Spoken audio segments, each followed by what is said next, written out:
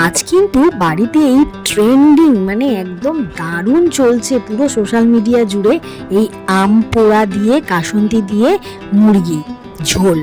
ও সত্যি বলছি, এটা বানানোর পর মনে হলো যে না, কিছু একটা খেয়েছি এই গরমে। ঝটপট করে তোমাদের সঙ্গেও শেয়ার করি আমার এক্সপিরিয়েন্সটা কিভাবে আমি বানালাম।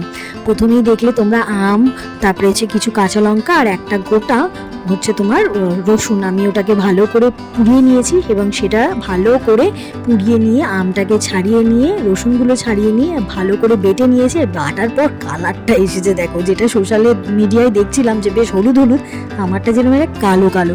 যাই হোক, ভালো করে বেটে নিয়েছিলাম, ওর মধ্যে কিছু আদা কুচিও দিয়েছিলাম। তারপরে ওটাকে আমি মিক্সিতে বের করে এর মধ্যে দিয়েছিলাম একটু মধু, যেহেতু খুব টক সেই জন্য মধু দিতে হবে। ধনের গুঁড়ো, জিরের গুঁড়ো, হলুদের গুঁড়ো, কাশ্মীরি লঙ্কার গুঁড়ো দিয়ে ভালো করে মাখিয়ে ওর সঙ্গে অবশ্যই কাসুন্দিটা না দিলে এটা টেস্টটা একদমই আসবে না। দেওয়ার পর যেটা ধোয়া মাংস ছিল সেটার মধ্যেই ভালো করে মাখিয়ে প্রায় আমি 2 ঘন্টা মতন রেখে দিয়েছিলাম।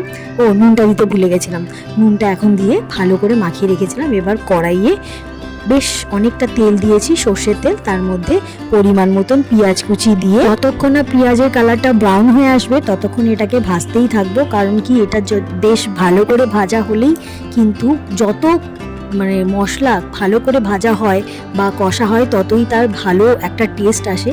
যতক্ষণে পেঁয়াজ ভাজা হচ্ছে আমি এদিকে একটা বাটির মধ্যে কিছুটা গরম মশলা, এলাচ, দারচিনি আর লবঙ্গ দিয়ে জলটা ফুটে উঠলে তার মধ্যে দিয়েছিলাম।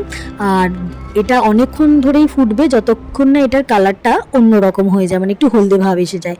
পেঁয়াজটা ভাজা হয়ে গেছে, এদিকে আমি ওই ম্যারিনেট করা চিকেনটা ওর মধ্যে দিয়ে দিয়েছি। আর এদিকে দেখো জলটা ফুটছে, জলটা ফুটতে ফুটতে এর কিন্তু কালারটা একদম অন্যরকম হয়ে যাবে। ওইদিকে কষার পর আমি একদম জল দিইনি, কিন্তু পুরো একদম দেখো জল ছেড়ে গেছে। আর আমি ঢাকা দিয়ে রেখে দিয়েছিলাম, তো ঢাকা দেওয়ার পর আমি খুলেছি, অনেকটা জল বেরিয়েছে। আর এদিকে আমি কষতেই থাকছি, আর এদিকে দেখো জলটার কালারটাও অনেকটা অন্যরকম হয়ে গেছে। এটা যেহেতু ছেঁকে দিতে হবে, কিন্তু আমি আর ছাঁকিনি, যেহেতু মশলাগুলো নিচেই পড়েছিল আমি জলটা একদম দিয়ে দিয়েছি। কষা হওয়ার পর মানে যখন মনে হবে তোমার চিকেনটা প্রায় হয়ে গেছে, যেহেতু গরম মশলাটা দিলে আমের ফ্লেভারটা চলে যাবে, সেই জন্য এই পদ্ধতিতেই দিতে হয়, যেটা আমি মানে দেখলাম, সেই জন্য আমিও এইভাবেই করেছি।